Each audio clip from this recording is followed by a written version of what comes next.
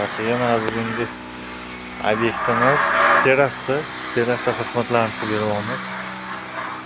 Terrasamiz taxminan 80-90 kvadrat atrofida chiqadi.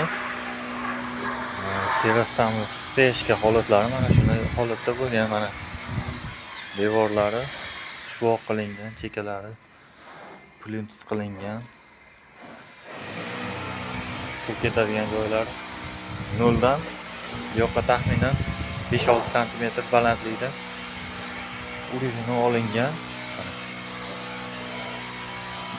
Bu yoqdan taxminan 3-4 sm yo 5-6 sm urilini olingan suv yurish uchun. Keyin mana ikkita linovka bo'ladigan bo'lsa, ikkita linovkaning o'rtasida mana suv bu yoqqa ikki tarafga qarab tarqalib yuradigan qilingan. Bir xil joylarda ko'p joyda tekis steshka qilib qo'yadi, urilni chiqarmaydi. O'rtadan urilni olib sal balandroq qilib quymaydi. O'shaning uchun mana chekalarda suv turib qoladi. Cheka suv turib qolmasligi uchun bu yoqdan sal ozgina uklon berilgan, keyin bu yoqdan bunaqasiga uklon berilgan. Foydalaniladigan terrasa. Hozir bunga endi primer surtib, keyin 2 sloy izolyatsiya qilamiz. Ish jarayonlarini ko'rsatamiz sizlarga.